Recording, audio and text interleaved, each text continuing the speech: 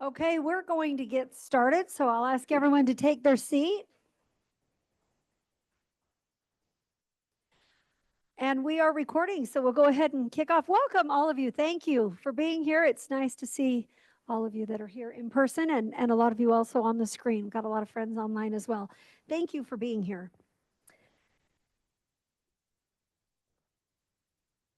This is the Wasatch Front Regional Council meeting. Today is Thursday, October 23rd. The time is 1:35 p.m., so we've got some time to make up. And we welcome you. My name is Dawn Ramsey. I have the privilege of serving as chair of the Regional Council right now, and just appreciate all of the great folks around this table and online and here in the audience. We've got so many good people working on good plans to make sure Utah continues to be awesome. And a lot of that work is happening here and then in your individual organizations. So thank you. We appreciate you. And several of you are also taking the time to attend your Wasatch Choice Vision workshops, which we appreciate. There was one in Clearfield yesterday. Appreciate that.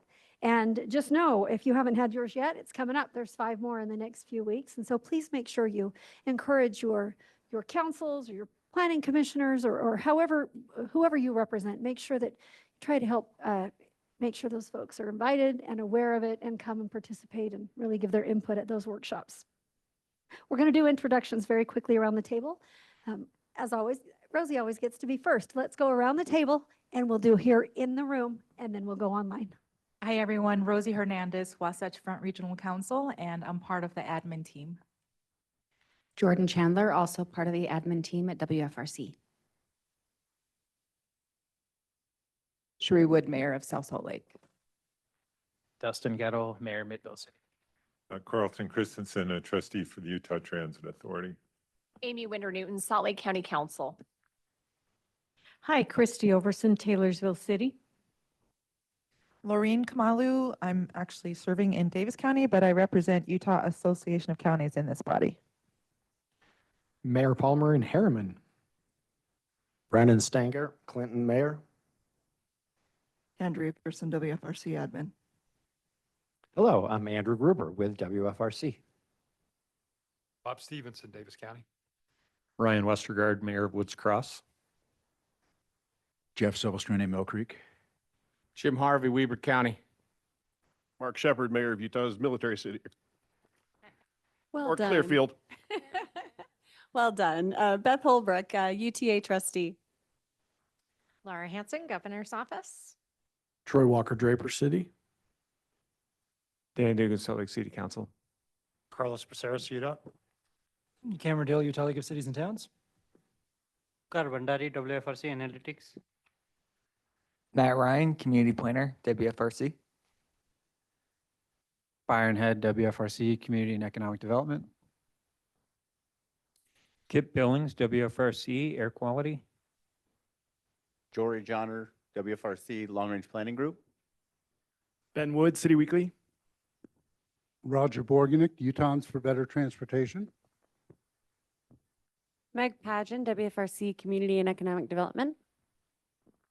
Miranda Jones-Cox, Government Affairs, WFRC. Todd Draper, Draper City Planning. Steve Pastrick, Community Development Director for West Valley City. Tim Watkins, WFRC. Jason Lethbridge, Riverton City. Ben Withrich, WFRC Short Range Planning. Wayne Benyon, WFRC Short Range Planning. WFRC Analytics, Bert Granberg. Hugh Van Wagenen, Walking, Biking, WFRC. I'm Hugh. Samantha DeSeelhorst, Long Range Planning Group, WFRC. Christy Dahlberg, Community and Economic Development, Wasatch Front. Chloe Lever, intern at GOPB. Fariba Soltani, WFRC Short Range. John A. Nardone, WFRC Communications Manager.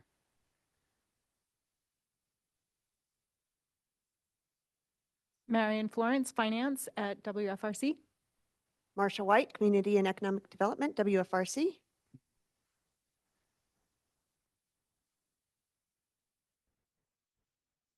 Yeah, we have one more that's joined us in person. Go ahead. Sorry, Mike Newton with Morgan County. No I worries, all apologize good. for We my appreciate you tardiness being here. Thank you. Okay, let's go online, and I'm just going to call it like I can see you on Andrew's screen. So we'll start with Mayor Harris, go to Commissioner Perry, and then Mayor Dandoy. Kimberlyn Harris, Bountiful City. Commissioner Lee Perry, Boxeter County. Mayor Dandoy, Roy City. Thank you. Next, we'll go to Ivan, and Mayor Zoltansky, and Mayor Wilson.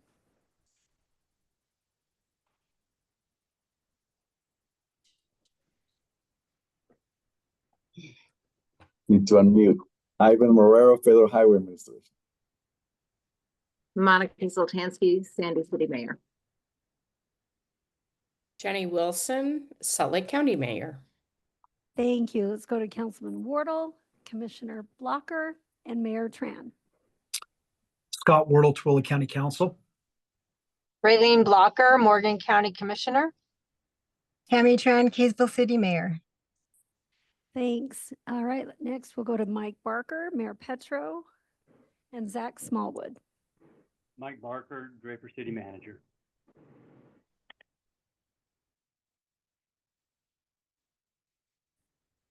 Sorry, mute button again. Joy Petro, Layton City Mayor. I'm Zach Smallwood. I'm representing Mayor Hales from Murray City.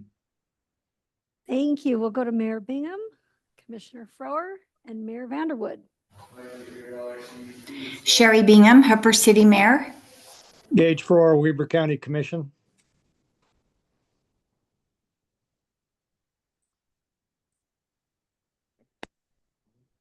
Mayor Vanderwood, do you want to introduce yourself? Rob Vanderwood, Mayor of West Haven City. Thank you.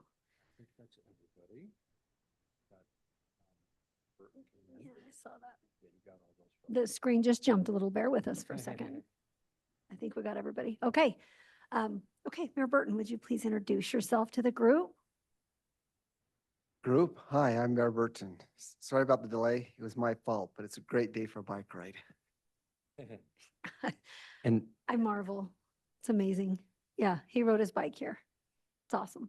And Mayor, we've got a few other folks that we're working to get admitted. Mayor Fippen, there's a group of members of the public who are participating as attendees also, and we welcome them. And I'll say, as always, we will keep an eye on all of our folks online. Please feel free to engage and participate, raise your hand, or just speak up. Thank you. Awesome. Thank you. Thanks all for being here. Okay. The draft minutes of the WFRC meeting held August 28th, 2025 have been sent out along with the current financial report and the financial statements for July and August 2025. Those have been available for review. Anybody have any amendments, questions about those, or is there a motion to approve the minutes from August 28th and the current financial report and financial statements for July and August of this year? I move that we approve the minutes of the WFRC meeting held August 28th, 2025, and the current financial statements in our packet. Thank you, Mayor. Second by Carlton Christensen. Thank you. All right. Any discussion to that motion? Seeing none, all in favor, please say aye. Aye. Aye. Any opposed? Aye. Okay, those are approved. Thank you so much. Okay, the chair report today, because this is the last WFRC council meeting of this year, I just want to acknowledge some outgoing members that we know are outgoing. We've got members that are in elections right now, and we'll see how that all shapes up. But I mean, we don't know. We're going to find out. But this is our last meeting of this year, and there are a few that we know are retiring and not planning to come back. Online, we have Mayor Bob Dandoy. I'm thinking Roy City and Bob Dandoy in the same brainwave. Mayor Dandoy of Roy City served on the Wasatch Front Regional Council Committee since 2021. He's chaired our Regional Growth Committee since 2023. And he's really been instrumental in shepherding Regional Growth Committee's work on station area plans. Mayor, we are so grateful for your service. Is there anything you want to say as you wrap up? Thank you, Madam. Real quickly, if you don't mind, apologize I'm not there. I had an opportunity to go to Europe and do a cruise, but equally important, had an opportunity to go to Rome. And honestly, to be honest with you, I've seen a lot of things, did a lot of things, and I brought a cold home with me. Not something that I expected to do, and I certainly didn't want to share it with you. If you don't mind, Madam Chair, let me just make one interesting point. And I always share this because a Regional Growth Committee, and particularly Wasatch Front, and all of the things we have done and I've been involved in and been associated with, which has been absolutely incredible for me. I've learned so much. I put that in motion, if you will, when I was in Rome. And as I looked in Rome and looked at these facilities that are thousands of years old, and then I looked right behind them and see something that was built possibly in the early 1900s, and then I see the brand new facilities going up. I'm just awed by how all that worked. And to be honest with you, if you don't mind me making this comment, to Mayor Jenny Wilson, here is an area that I was watching and looking, and I reflected back in terms of the masses. We're talking about 4.3 million people. And I find it interesting, Jenny, if you don't mind me saying, I found a connection to you. You have responsibility. Keep going. Only from the standpoint that suggests is that you are responsible for about 1.3 million people in your county. And with that, you have responsibility of not only finding growth and opportunities, okay, that certainly the Regional Growth Committee has, and certainly what the Regional Council is, but you also have a responsibility to preserve history. Now, maybe our facilities around here don't go back to the beginning of the BC, but let me tell you, they're no less equally important. I admire the fact that you, in fact, much like those developers and those people in Rome, trying to balance, okay, the future needs of that great city, and certainly your responsibility to navigate the future needs with so many people and preserving the history. I made that connection of all places I've been because it's an awesome responsibility. So I will tell you, keep up the great work, as well as everybody is associated with this Wasatch Front. I will tell you, it's been remarkable. I honestly believe, and Andrew, maybe you'll appreciate this comment, had the Wasatch Front Regional Council been involved with places like Athens and places like Rome that I had a chance to visit, I think they may have organized and basically did a little bit better than what I've seen. But certainly in Utah, and particularly in the Wasatch Front, I will tell you, okay, what the Wasatch Front has done and what it continues to do is monumental. I appreciate the opportunity to serve with you and help in this cause. Thank you. Thank you, Madam Chair. We love you, Mayor. We're grateful for you. Thank you for all of your service and everything that you've done for Roy City and for your county and the entire Wasatch Front Regional Council. Thank you. Mayor, may I just make a brief comment? We've never gotten a Roman affirmation before. We'll take it for inspiration. Ted Knowlton, who is, is our chief planner and deputy director and the lead staff person for the Regional Growth Committee. He is also out of the country at the moment, but he asked me, Mayor Dandoy, to just share a few thoughts with you and with everybody. He asked for apologies for not being able to share these in person, but he said, Mayor, I want to take a moment to tell you how truly inspiring your leadership has been to me. It has been a great pleasure to work with you as chair of the Regional Growth Committee. I deeply admire the work you and Roy City have accomplished, not only in strengthening your own community, but also in enhancing the quality of life across the entire metro area.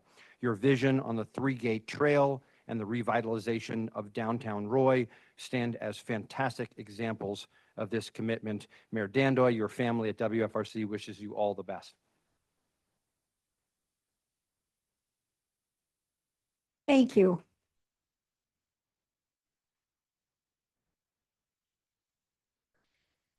We have another friend that has decided to retire, and can't say enough about how much we appreciate you too. Mayor Jeff Silvestrini has served on Wasatch Front Regional Council Committee since 2018. Budget Committee, Active Transportation Committee, Joint Policy Advisory Committee, and Transportation Coordinating Committee. He served as Vice Chair of the Council from 2019-2020, both of those years, and chaired the Council in 2021 and 2022. You kind of have to be living under a rock across the Wasatch Front to not recognize the immense amount of work that Mayor Silvestrini has done on behalf of the residents of Mill Creek and all of us. So with that, Jeff, is there anything you'd like to share, Mayor? Yeah, first of all, I want to thank everybody that I've been able to work with in this room and staff of this organization, which were fantastic. You know, the years of when I was chair of this organization were its golden years, so I'm really proud of that. No, I'm pretty proud of the fact that, that I feel like in my job, I've been able to practice what we preach here at WFRC with respect to centers, and I've seen a lot of changes in this community since I became mayor. I mean this community, I mean the entire state and region, and I think we're moving in a positive direction. That's one of the reasons that, and reflecting on my life, why I decided this was a good time to retire. So I really love all you guys. I appreciate it. I won't miss you very much, but anyway, good luck.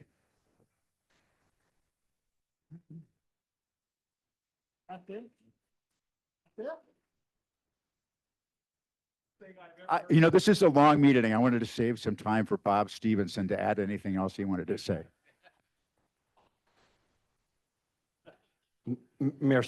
Madam Chair, may I? Mayor Silvestrini, after you called me and told me that you were going to be stepping down, I wrote and shared some thoughts, and if it's okay, I just want to briefly share some of these with all of you as well. You don't know yet? Okay, we'll see. Jeff, Mayor Silvestrini, is my former WFRC chair. He's also my mayor. I'm a resident of Mill Creek, and he's also my friend. Many of you know that more than any other single person, Jeff was responsible for Mill Creek's incorporation, which is really widely regarded as a very positive step for Mill Creek by almost all of its residents. And in his time as mayor, Jeff has been a model of dedication, transparency, integrity, and effectiveness. And like most of you, like most local elected officials, all elected officials, Jeff didn't need this role. He could have continued to practice law, vacationed with his wife Leslie, and had years, nights and weekends to spend as he chose, but instead he gave himself fully to serving his community, as so many of you do. And Jeff's service didn't stop at the Mill Creek borders. As we noted, he was chair of WFRC, and as such, we work closely together on transportation and infrastructure and growth and quality of life for our whole region. He's been a tireless champion of the Wasatch Choice vision, promoting quality of life for our whole region now and for generations to come. Cameron's here, and obviously Jeff also served as president of the Utah League of Cities and Towns and many other activities. Our city and its residents, our region, and our state are better for Jeff's service. He cares about all of our communities, and I'll just say it's really been, Jeff, it's been an honor and a privilege to partner with you and be inspired by your service. So thank you so much.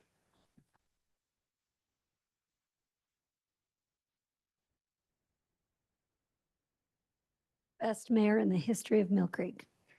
We're truly grateful for you. Yeah, thanks, Jeff. But who's counting, right? Thanks, Jeff. Appreciate you.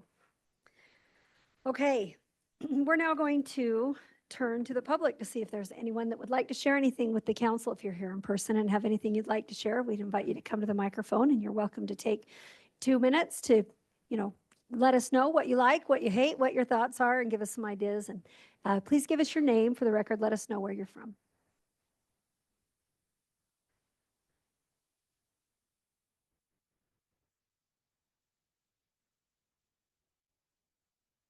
Sorry.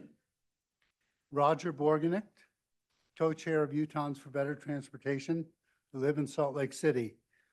My co-chair, Ann Floor, has ceded her time, so hopefully if I go a bit over 2 minutes, that will be permitted. I would appreciate that. I am speaking in opposition to the proposed amendment number 4 to the 2023-2050 Regional Transportation Plan, specifically adding an additional lane to Legacy Parkway and removing the designation as an HOV lane. The amendment would move widening Legacy Parkway from Phase 2 to Phase 1 and start and complete construction of the additional lanes and new sound walls in 2026. The rationale for super fast tracking the Legacy Parkway expansion project is to provide additional automobile carrying capacity on Legacy to compensate for the restricted lanes on I-15 during the proposed widening project from Farmington to Salt Lake City. Projections of automobile traffic in 2050 at level of service E and F are also what is driving the desire for widening Legacy. Legacy Parkway opened in 2008, was designated as the Great Salt Lake Legacy Parkway Utah Scenic Byway, and represented a new kind of transportation investment for Utah.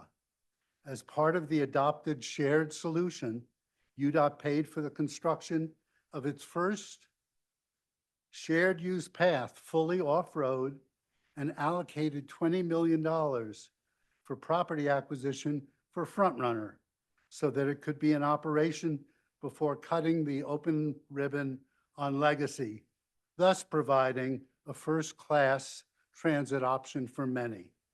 Our objections are twofold. Adding a third lane on Legacy will turn Legacy Parkway into a 6-lane highway with severe impacts on the surrounding area, homes, parks, schools, trail, and nature preserve. Increased noise and pollution will harm community assets such as the popular Legacy Bike Trail and parks that border it. The integrity and inherent safety of the parkway's scenic byway features, such as a wide verdant median and no sound walls, would be destroyed in the change from a parkway to a highway.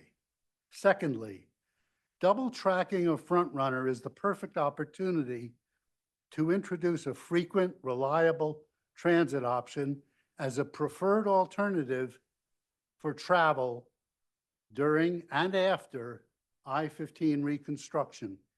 UDOT's Front Runner 2X project, now underway, scheduled for completion in 2030, should be completed and in operation before any reconstruction of I-15 is underway. In this way, UDOT could promote a viable alternative to driving and thus reduce congestion on I-15 during construction by offering a frequent, reliable transit service on Front Runner and making it free as an additional incentive for Wasatch Front residents to try transit. The Front Runner 2X project includes 11 strategic locations for double tracking, a new station in Bluffdale, and 10 new train sets with first-class features. This project will allow Front Runner to operate on a 15-minute schedule, a key component of viable transit. As a backbone of high-capacity, frequent, reliable transit alternative, it could be an antidote to forever adding more freeway lanes. I don't anticipate that the vote of this council will postpone this fast-track widening of Legacy Parkway, but destroying the integrity of the parkway and losing a golden opportunity to introduce a convenient transit alternative for travel up and down the Wasatch Front would be the sad result of such a vote. Thank you for the time. Roger, thank you. And by way of note, that will be discussed later in this meeting, but thank you so much for being here and your respectful and eloquent comments. Thank you. Is there anyone else here in person that would like to address the council? Okay, I'm not seeing anyone. Do we have anyone online? Okay, thank you. We will now close the public comment period. And I just want to make note that I saw that we have Commissioner Bolos of Weber County, Mayor Nadolski of Ogden, and Nicole Bordeaux with UTA, who have also joined us in the meeting. Thank you. And we also have Mayor Mon online and Mayor Melly snuck in as well. And Ben Hewitt as well from UDOT. Thank you. We welcome all of you and appreciate you being here. All right. Item 4, we have an update from our Regional Growth Committee. We had Commissioner Lorene Kamalu from Davis County who sat in as chair on that meeting this last week. And so we'll turn to you for an update on that and those 2 action items. Thanks, Mayor Ramsey. And to our colleague in Roy, Bob, Mayor Bob, your comments and your leadership in this committee are very much appreciated. And I absolutely agree with what you said also about Salt Lake County, Salt Lake City, and Mayor Wilson. These things are a big deal to Utahns. So we'll start with, well, we're going to address 2 action items. We have a station area, the opportunity to certify some station area plans today. And we also, as Roger mentioned, we will be taking action on the amendment number 4 to the RTP. So we'll start with station area plans. As we near the end of this year, cities with obligations by the state to prepare station area plans are wrapping up and approving their plans. 6 cities are seeking certification of the station area plans today. So the Regional Growth Committee did review all of these and are making a recommendation to today's council, full board, to certify plans in Draper, Murray, Riverton, South Salt Lake, West Valley City, and Woods Cross. Before we consider the station area plans, I'll first turn to Meg Pageon, who's the WFRC Community and Economic Development Director. She will share a brief report on the progress on the Wasatch Choice Vision. And I just want to draw attention to, I don't always sit on this side, but since I am today, I can see a sticker on the back of the laptop of Cameron, which says cities work. So anyway, good job, Cameron. Take it away, Meg. Thank you so much. You might recall back in May, we updated our Wasatch Choice Vision land use. This is to reflect all of your city's updated visions, your refined plans for your centers. And we do this regularly, right? We make updates to our Wasatch Choice Vision. We're excited to tell you that those updates are now reflected on our interactive map. The Mountain Land Association of Governments, our sister to the south, made a similar update as well. So we've taken both our land use updates and theirs, incorporated them into our online map and into our printed map, which you can see behind me, fresh off the printer. Our analytics team has done a wonderful job with these maps, and they're actually award-winning maps, literally. So if you want a copy of one of these new maps, we can print you one. I have an example. It's a little smaller, so you don't have to use too much real estate, but you can put one of these up in your office. You can see your own community on there, everyone else, the goals and key strategies of the vision, all of that. So let us know if you'd like a printed copy. This is what you're getting. Andrew can sign it, yes. Can I just say that, you know what, vertical real estate is a nice way to go. So thank you, Meg. There you go. Perfect. Thank you very much. I do think we should consider calling it Better Than Rome. For now, it's just going to be Wasatch Choice Vision, but this is a reflection of your visions. It's our collective vision together. And I also want to remind everyone, we've been talking about the centers that are on our Wasatch Choice Vision for quite a long time now as a region. We've been working on this. Many of your cities have been working really hard to plan for and implement centers. And we have a little video to show you highlighting a few communities in our area and our vision as well. We're going to play that.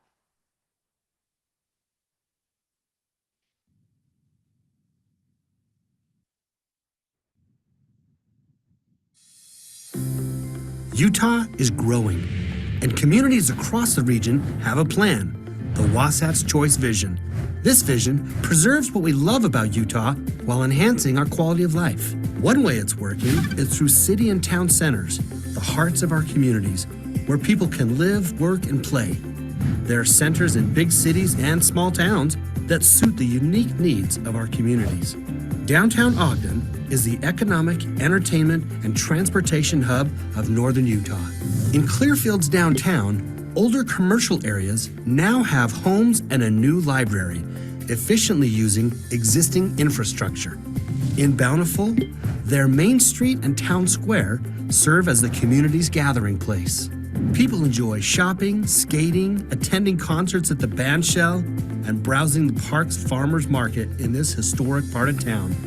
And many live nearby in townhomes, apartments, condos, and single-family homes.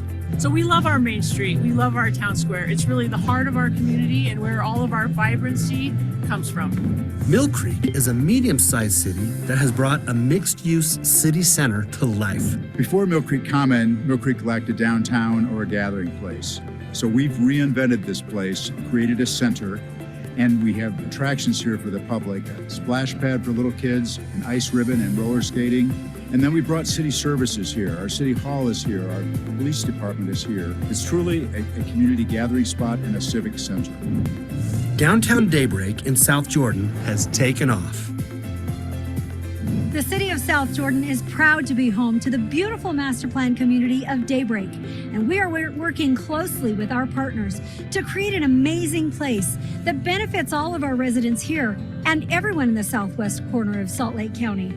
We are creating a regional hub where you can live, work, play, dine, shop, and we're trying to make sure it's easy for everyone to get to. Pleasant Grove's Main Street is core to the city's identity, and they've added an exciting new city park for families.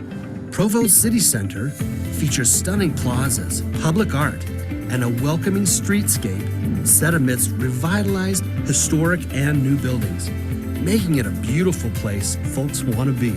Year-round residents and college students alike enjoy Provo City Center and its unique entertainment, diversity of cuisine, and shopping. They can get here however they want, whether that's by car, train, bus, bike, or walking. No matter how they get here, they're glad they came. Centers come in various forms, each tailored to its community. Yet the benefits of centers extend beyond their immediate neighborhoods. Centers help us provide more homes overall.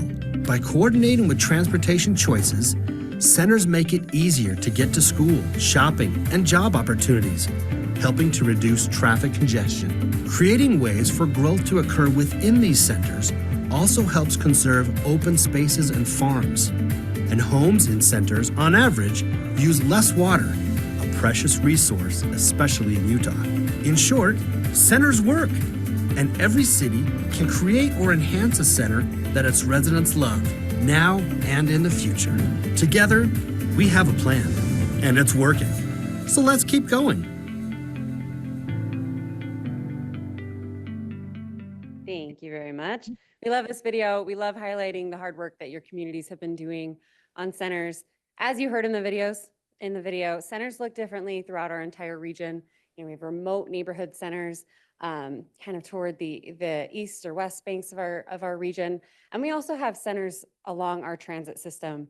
And that is where a lot of the work, our station area planning work has been going, right? Implementing the Wasatch Choice Vision, creating centers along transit. So I just want to make sure that that connection is there. Our station area planning work is very much about implementing the Wasatch Choice Vision and creating housing and job opportunities in places where there's a lot of regional access. So we've been working hard on station area planning as well. We're going to transition to Byron. He's going to share station area plans in 6 different communities that we can consider for certification today.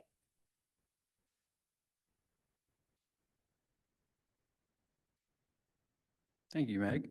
And hello, council. As you heard, we've got quite a few stationary plans on the docket today. But yeah, I just wanted to start by reiterating the point that Meg just made. Here's just a small snippet of our region showing 4 stations with, I believe, 7 different centers all around. So this idea that stationary plans are great places to concentrate on as we continue to grow. So stationary planning, you've all heard this many, many times by now, but required around fixed guideway, rail and bus stations. There are certain objectives and components that need to be included in all the plans. And there are provisions in legislation to allow for cities to find that stationary planning would be impracticable, and also to recognize the work that many cities have already done prior to the passage of this legislation. Where are we to date? So far, in total, including MAG, we've certified 58 stationary plans. 47 of those are here in the Wasatch Front Regional Council area. We have 14 more for consideration today. That would bring us to a total of 72. We have 32 that are currently being worked on, and 23 that have not yet engaged in what we'll call HB 462 supported planning efforts. You may be thinking, but the end of 2025 is drawing nigh. We're not quite there. What's going on? Not all 127 stationary plans need to be completed by 2025. It's only cities that have 4 or fewer. So that number for us is 56. Currently, we have 34, including the 14 that we'll be considering today. That would bring us up to 48 as a region, and then there's 8 that are complete down in the MAG area. We have 8 remaining. Those are all either recently adopted but have not yet come to this body, or in progress and on track to be adopted by the end of this year. So we are looking good at meeting that deadline. Highlight from all this work that we've done, these adopted plans would support over 75,000 new homes across the Wasatch Front, specifically in stationaries. You've probably heard numerous people on our staff say that we've increased the number of homes in centers of all types by 75,000 in the past 15 years. So this planning work could potentially double that in a very concentrated geographic area. So we're really proud of that work that everyone has been doing. So Byron, just back up for 1 sec. Just pause here for 1 second, and let's just note the housing challenges that we have are among the biggest, most pressing issues that we have in our entire state. Housing availability and affordability. And let's just let it soak in that the work that you are doing, that the cities in the region, with support from your counties and WFRC and UDOT and UTA and MAG and GOPB and all of our partners, over 75,000 new homes planned just in the station area plans that have been certified, well, should you choose to certify them today, to date. And this is really making a huge dent in the housing challenges that we have. So this is something to celebrate the work that you all have been doing and the progress that you've been making. thank you, Andrew. And yes, moving into the stationary plans we have to consider today, we have 2 cities bringing 3 resolutions of impracticability.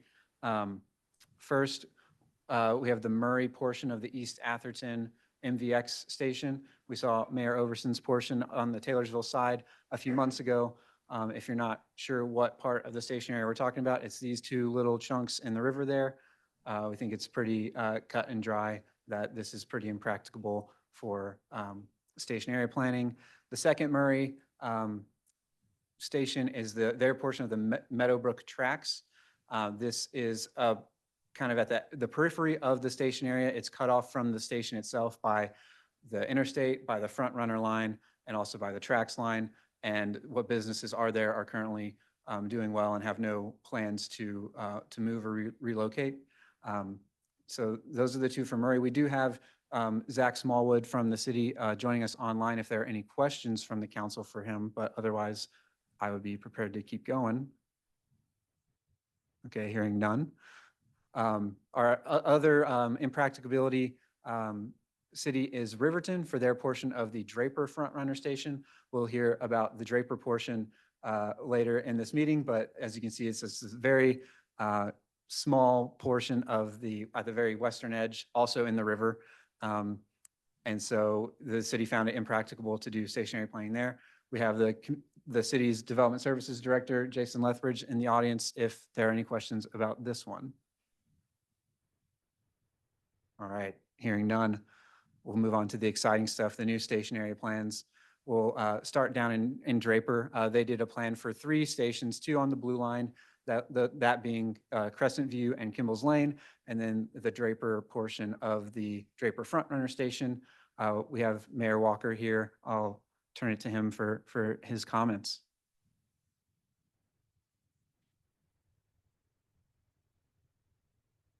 Well, clearly my friends in Murray and Riverton had probably easier stationary plan meetings than I did. So I'm sure that was nice for them. As you know, you're welcome. Stationary planning is something that we have to do. And of course, the public gets to weigh in on it. They get to weigh in at workshops, they get to weigh in at public meetings. And so, it's different. It's a different planning process than we've ever done in Utah before. But I do think that when you look at the transit assets that we have in our communities, those of us that have them, this really does make as much sense as you can make to put good development right by transit so we can get more people using it. In our Kimball's Lane station, we are bringing online between 500 and 550 new units. Now, Kimball's Lane's unique. That is an all ownership endeavor. We have a development agreement with the developer that's going to fill that in, but it's all townhomes and condos ownership, so no rental. So it's going to be unique. It's at about a 25 to 27 unit an acre density. So it's lower than most of us have done, than I did on the one up the road a little.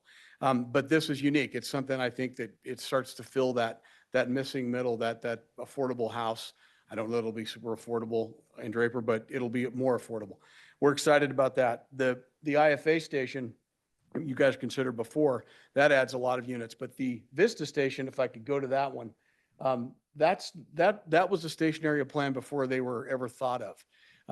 As a council member, we took this 110 acres, and it's been 13, 14 years ago when I was a council member, and we zoned it unlimited height and unlimited density before that was a thing anywhere. And so we sort of had that vision for it. It's exciting because that's about 2,400 more residential units that could go in there. And that parcel is tax increment finance from in the old school ways, not the PIDs, DIDs, and all the new ones. This is an old school one that we know works. And that parcel, when we zoned it, it was worth about $6 million in tax assessed value. It's worth almost $1 billion today. So this type of planning really does prove itself out to be increase land values, make it a better place, create a different place where you can live and work and play. And so it's kind of exciting in that regard. I do want to thank, if I could, I've got Todd Draper with me. Todd, raise your hand. He is a descendant of William Draper, our namesake. So, he's been here a while, at least his great-great-grandfather. I would like to thank Todd. He's here filling in, but I want to thank Todd Taylor, one of our planners, Jennifer Deskremsky, our community development director, Kelly Chalberg, who's our assistant city manager, of course, WFRC, UTA, because all these stops have obviously UTA involved, and they've been great. In addition, Design Workshop, FEHR, and peers. We've had great help and assistance doing these projects. Like I said, they're difficult sometimes from a community perspective, but as you move along, our Vista Station one sort of proved itself out. So those of you that have them, keep moving forward. I think economically it works, and this is a good example. So again, thank you all. We're excited to see how they go forward and develop. And I'm really glad Cameron has a city's work, not a county's work sticker on that. So. Thank you, Mayor. Hey, Mayor Walker, this is me over here. I want to just tell you, thank you for including on this a bike bridge to help elevate biking. All right. Next up, we have South Salt Lake. This is a plan for 2 stations, but we count it as 3 station areas because the Central Point tracks and S-Line stations have different platforms. But South Salt Lake did a great plan here. We have Mayor Wood here. I'll turn it to her for her comments.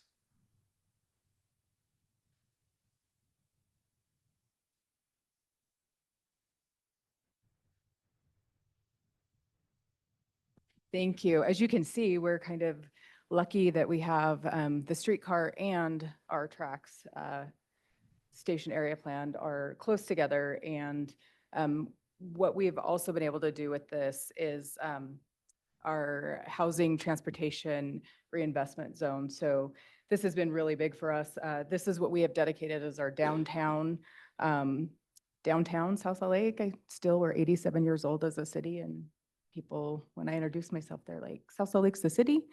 So we felt like we need to get real about building placemaking and all of adding all of our density here where we are so blessed to have such a robust transportation infrastructure. So just to mimic some of Mayor Walker's comments, we're grateful for our partnership with Wasatch Front Regional Council. Our staff has enjoyed working with Wasatch Front Regional Council staff, with UTA. This is really cool for us. We'll be leveraging a $20 million bond in November to create more than 2,000 units that are affordable. And when we say affordable, we're talking about 60% AMI.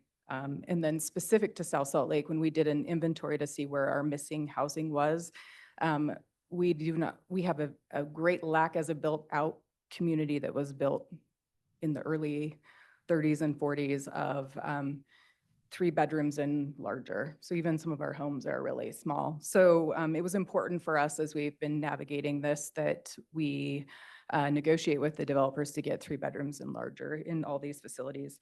And then the other thing is we're just super excited to work with our developers and the public to design public green spaces, bike spaces, walkability. So we're super excited about the energy that this is taking on. Thank you. Thank you, Mayor. All right. Next up, we have West Valley City. West Valley has been working recently on a new plan for 3 of their 4 Green Line stations, and also are seeking certification for prior actions for their West Valley Central Station.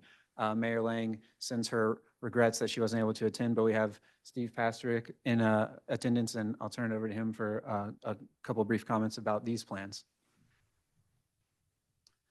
Thank you, Brian, and good afternoon, Council.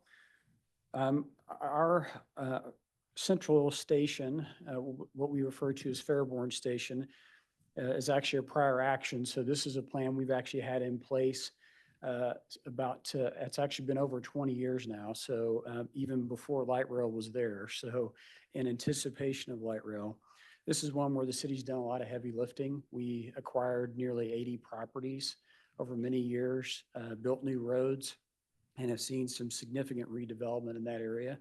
We actually just recently updated this plan to include the Valley Fair Mall, where we anticipate additional housing being built on the mall site and making it more of a mixed-use development. So really excited about the opportunities in that station. Moving to the Decker Lake Station, that's the station by the Maverick Center. And really the vision here is to make this more of a mixed-use entertainment district. Right now, there is some housing, but the plan is to add additional housing and more uses that support the entertainment uses that are there. Redwood Junction over on 2770 South in Redwood.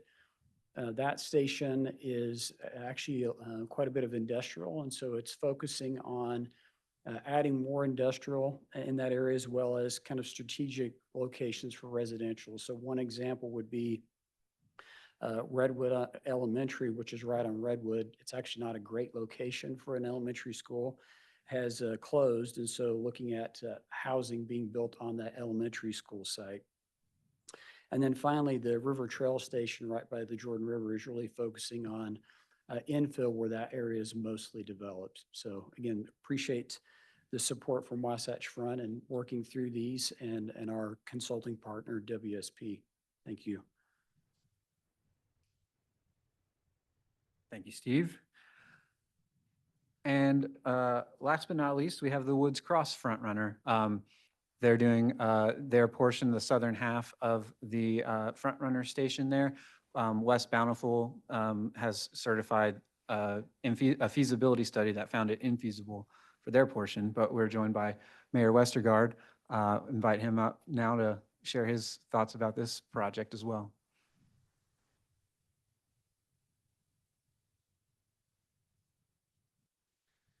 Thank you. So you can see ours is a little unique. The station is in the circle and most of our plan is removed from the station. As we first started talking about it, we said, well, how does this apply to us and how can they force us to do things around the station?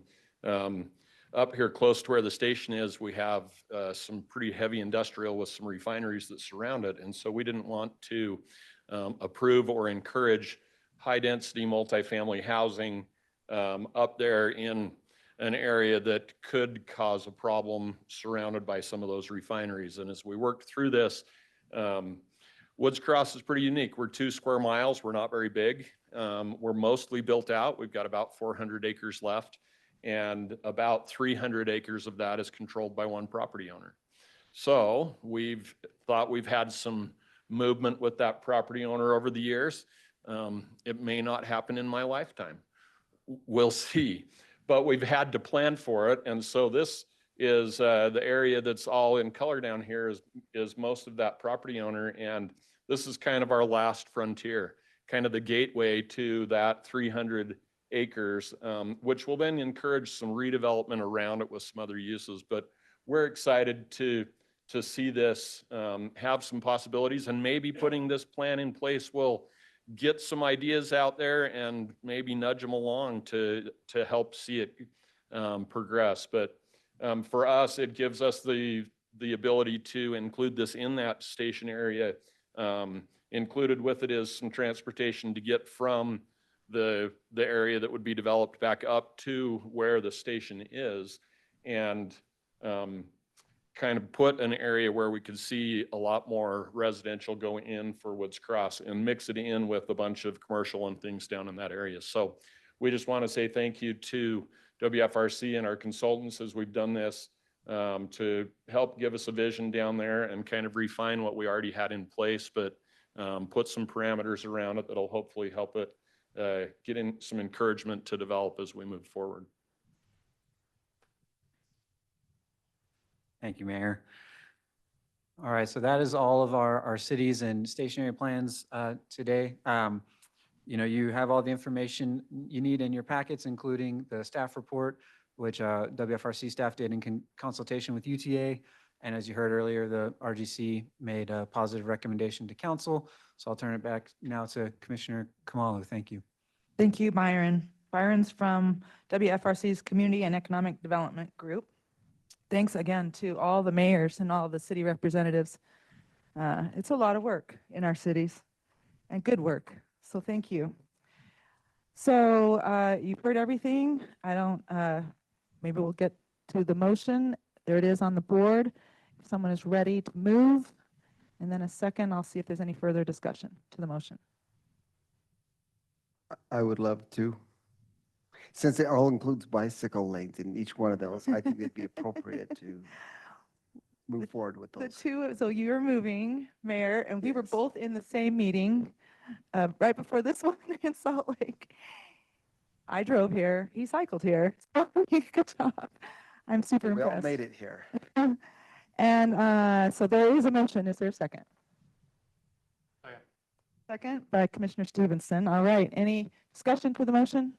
Commissioner, I think I actually have to call for the vote. Oh, sorry about that. No, I just think we have to, and we don't want anything to go wrong with making sure that these go through. And so if it's okay, I'm going to take that and thank you. And we do have a motion from Mayor Burton and a second by Commissioner Stevenson. I know we have a couple of folks that wanted to comment really briefly too. We can do that before the vote or after. Want to wait till after? Okay, please. This was triggered a few days ago when I went to the open house there in Mill Creek for the RTP, and they showed a slide on the number of town centers that are being planned, and Andrew and Ted and I were just kind of reminiscing from way back in 2016 when I was at Salt Lake County. We had a notable developer by the name of Chris Lineberger come and talk. And he had done an analysis and basically said there's high probability but low implementation of town centers in Salt Lake County. And in fact, there was an analysis, I couldn't quite find it in my files, but we could have basically doubled the number of town centers. And when I saw that slide, it just jogged about the progress collectively that we've made. And town centers being planned and worked around and being implemented. It was a far different conversation than it was nearly 10 years ago. And so, you know, kudos to see all these projects move forward and complement, frankly, the transit that's in place or that has been built since is really commendable to everybody for their hard work. So thank you. Thank you for bringing that up. Exactly what you're talking about. I still have my stuff from yesterday's Utah Land Use Institute presentation that I made. Our centers that had been planned in 2023, there were 229. In 2025, we currently have 393 centers being planned for. It's exactly what you're talking about, and it's a big deal. Are there any other comments before we take the vote? Mayor, please. Yeah, I just want to make a quick comment. So in Midvale City, we're 6 square miles. We have 2 station plans being planned. But also we kind of look at these in the individual context of congratulations, Sandy City, congratulations, Murray City. But I look at them as a triumph for Midvale as well, because if we have these station area plans in Midvale and those cool new bike lanes stop at our borders, yes, and don't go into West Jordan, then, but no. So we've, you know, not only do we have our 2 stationary plans, but we've also worked with West Jordan in a stationary plan that borders both cities, and we've worked with Murray on theirs as well. So I really look at this. This is why it's great to have a regional authority that's coordinating these things, because again, if all of the cool stuff ends at the border of Midvale City and then the surrounding cities have nothing, then that's you know, that's a loss for our residents as well. So congratulations to all the cities who've done this. I think it really is a win for all of us. Thank you, Mayor Silvestrini. So I'd like to build on what you said, Dustin. Mill Creek doesn't have an actual station in its boundaries, but we've worked with both Murray and with South Salt Lake on some plans that are going to be coming back probably in January for this approval of this body. But what I find remarkable about that, and I think it may be something that's new, something that maybe this organization has helped to foster, which is regional collaboration, the kind of collaboration between municipalities that I don't think you would have seen before. I think in the past, municipalities have competed for tax base, and they haven't necessarily been forthcoming with plans that would affect their neighbor. I think we are actually overcoming that hurdle. And one of the remarkable things about this process, I mean, we had a meeting at the hub in South Salt Lake where there were members from the South Salt Lake City Council and the Mill Creek City Council there. And then Mayor Hales and Murray had to wrangle actually a joint meeting of the Mill Creek City Council and the Murray City Council, which I don't know if people have tried that before. It's a unique thing, but it was actually really productive and great to collaborate with our peers and all that. So this is actually a good thing for as you mentioned, Mayor, not only just to help solve the problem of planning for our transit assets, but also helping build bridges between cities so we can collaborate on growth. Thank you so much. All right, I'm now going to call the question, and I'm going to ask if there is a motion to, we have a motion. I'm going to ask for all in favor to certify the Draper, Murray, Riverton, South Salt Lake, West Valley City, and Woods Cross station area plans. All in favor, please say aye. Aye. Aye. Aye. Any opposed? Congratulations to everyone who's worked hard on those, and well done.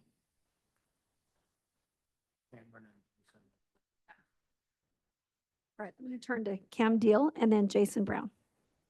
Perfect. Thank you, Madam Chair. And I wanted to just take a moment and applaud Meg Pageant and her team.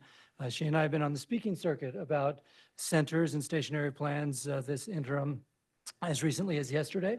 And then last week, we co-presented to the Political Subdivisions Interim Committee to provide a progress report on centers in general and stationary plans in particular, along with everything else that local governments have been doing in the planning for growth space over the last few years. And to put this collaboration that we just discussed in context, we have states around the country who view their challenges around growth as having the state do a one-size-fits-all approach. Andrew and I were the lead negotiators on House Bill 462 several years ago, and that was some of the background. Like, there were certainly those rumblings at the Capitol of let's have a one-size-fits-all approach. And instead, the approach that what we have just done here in these last few minutes and then over the last few years has been not a preemption approach, but a collaboration approach where we have co-labored together to get to these really incredible outcomes. So when Meg and I presented last week to the Political Subdivisions Interim Committee, those legislators were incredibly impressed by the outcomes to date around station area plans and centers. And as you look at the draft state housing plan that's come out of the governor's office, and Laura's been presenting that to league members across the state, one of the key themes you'll see in that state housing plan is both collaboration and how to turbocharge centers in a variety of ways around the state. So the good work we just did today is being recognized at the Capitol. I urge everyone who just got your plan certified to make sure your legislators know what you just did and the work you've been doing over the last few years.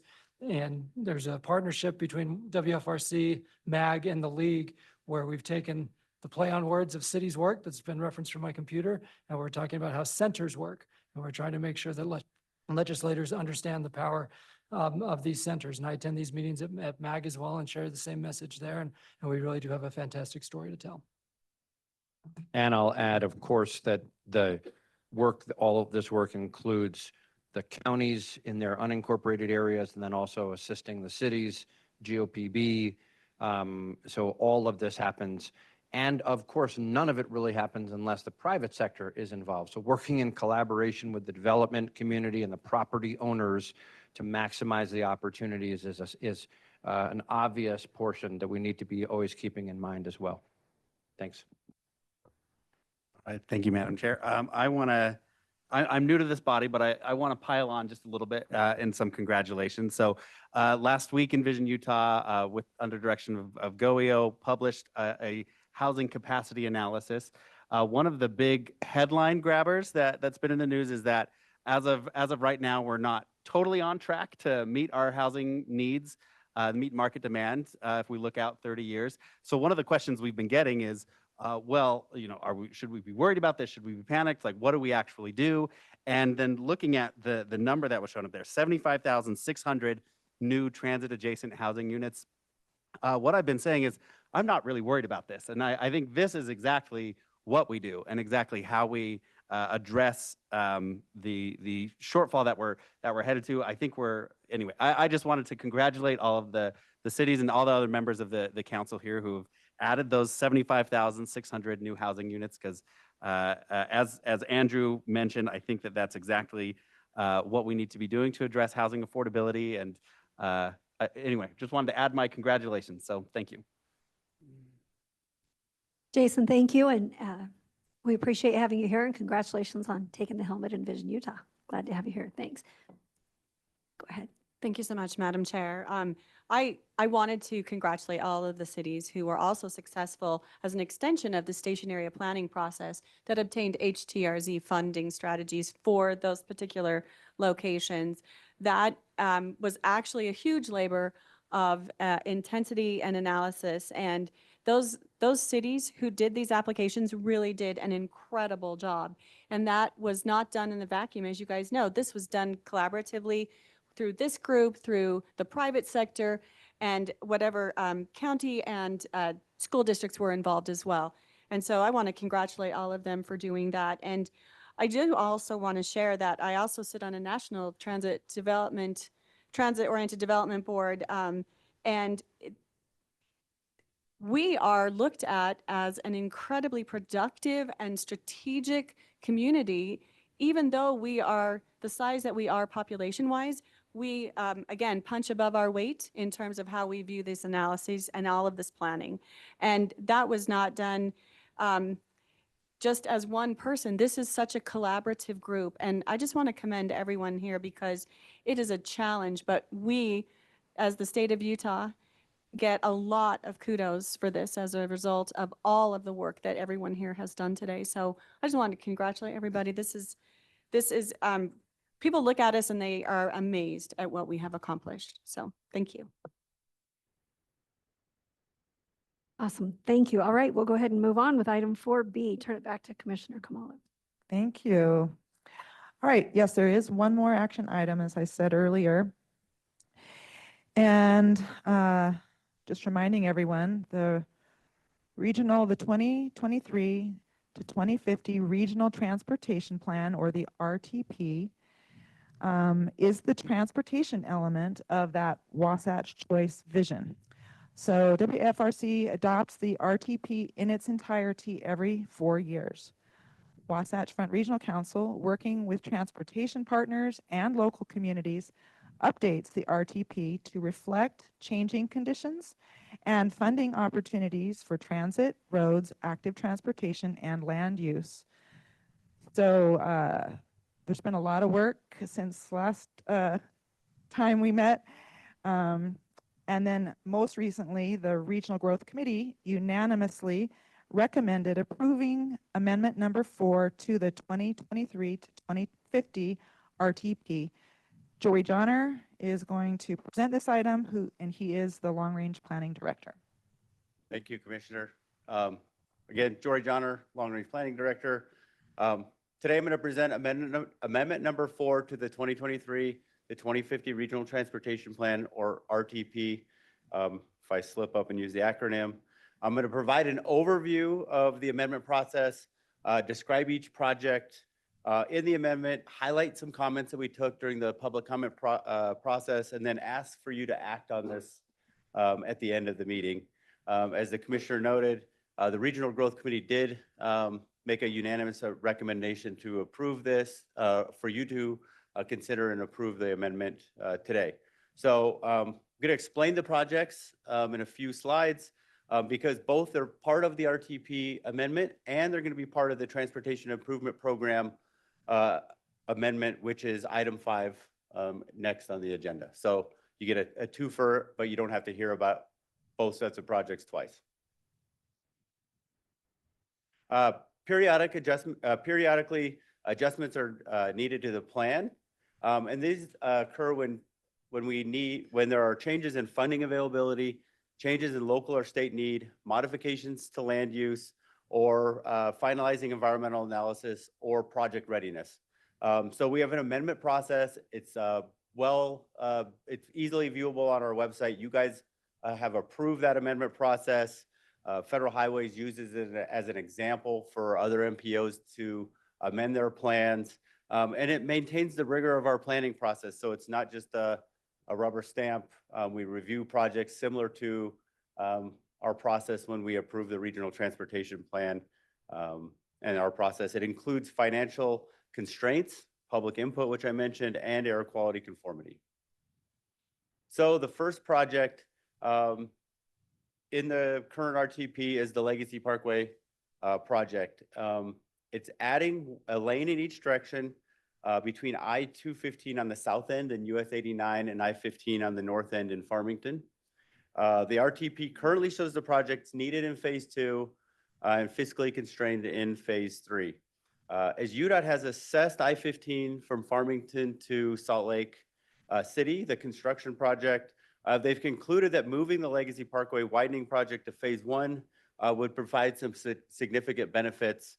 Some of the initial analysis while they were looking at the I-15 project include better traffic flow during construction with added lanes on Legacy Parkway, time saving of the construction from about 9 to 12 months sooner of construction time, benefit to I-15, cost savings of over $200 million on I-15 for not having to do the maintenance of traffic, and then safer working environment for those building the project.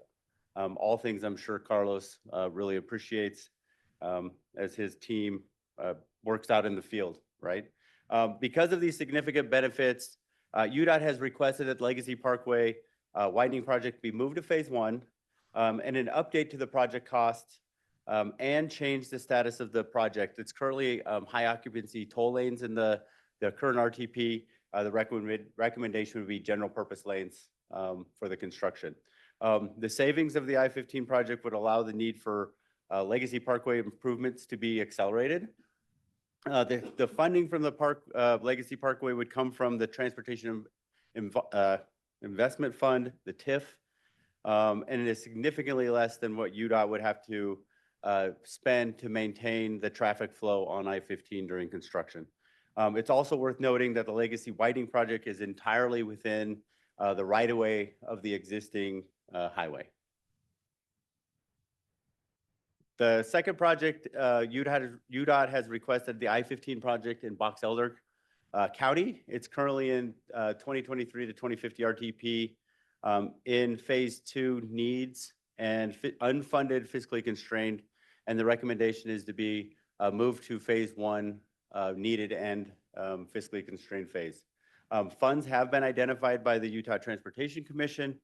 This project would replace an existing project in the RTP that's an operational / passing lane project due to heavy amounts of truck traffic in the area, and fiscally or financially, it made just sense to do this project in one shot. It goes from within the WFRC area all the way up to, if you're familiar with the Honeyville exit, where you could go to Crystal Hot Springs.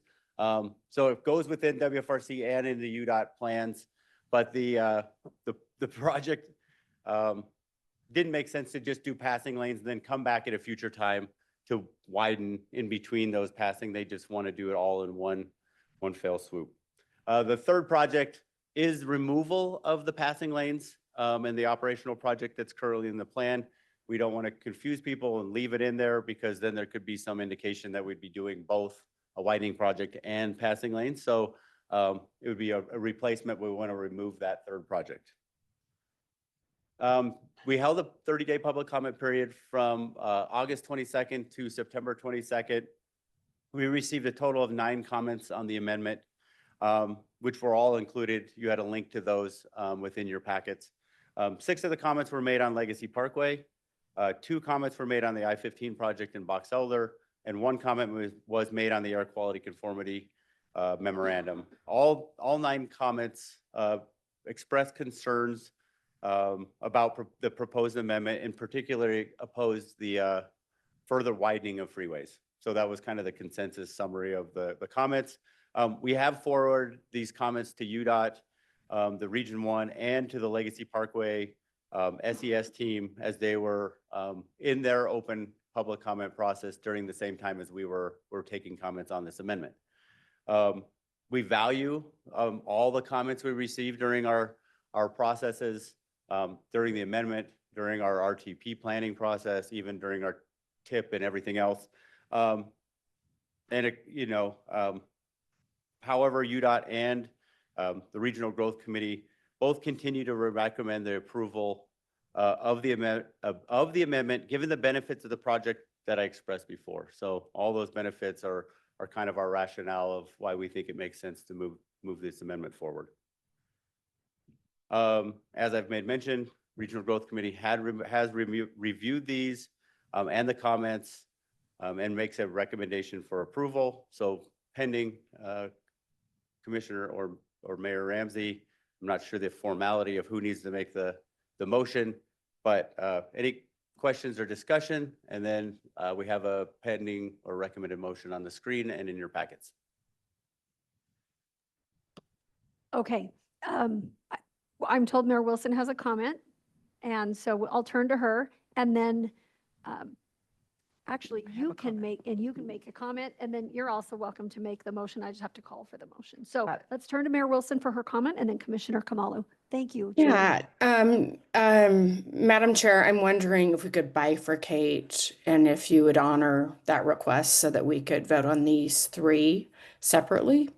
And if so, I'm not sure that needs a motion or if that's the prerogative of the chair. Okay, we think it is the chair's prerogative, and I'm not getting any dirty looks about it. So I think we'll go ahead. Like I'm trying to read the room. Wait, what Mark just gave me one, but yeah. So Yeah, we can go ahead and do that and we can vote on all three of them separately. Yeah, that's fine. Thank Well, you. Then I'll make some comments since the first one relates to the project that I have concerns with, and I'll be supporting options 2 or 3. If now's the time, Mayor Ramsey, Madam Chair, is now the right time. In just a moment, it will be. I'm going to turn to Commissioner Kamalu and get her comments overall on this, and then we'll turn back to Mayor Wilson. Thank you. Thank you. Yeah, just an observation. I and several in the room live in Davis County. We've seen highways that run through our county, 3 of them in a small, narrow neck of land, develop over the years. And we have the growth in our own county. We're going to be the first county all the way filled in. And then there's all kinds of travelers who are going north and south through Davis County on those 3 highways.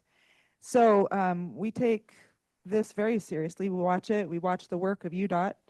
And I just wanted to comment that with the Highway 89 project, which was huge, and then also the West Davis Highway and the needs that we have on I-15, I have just been especially impressed with and also very grateful for these open houses. In case anyone ever wonders, I have seen with my own eyes all the comments respectfully received and considered and tweaks made. And so I appreciate the engagement from all the groups and all the people, especially the people in Davis County most impacted by these projects. So thank you. Okay, thank you. I'm going to turn now to Mayor Wilson for your comments, and then I will call specifically for a motion on each item separately. Mayor Wilson, go ahead.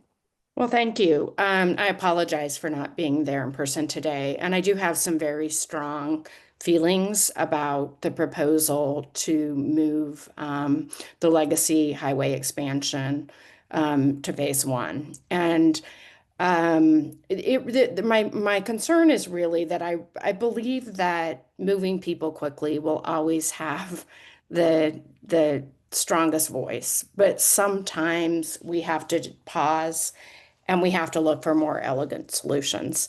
I fully understand the pressures both for my county and my neighboring county, my good friends in Davis County and the residents.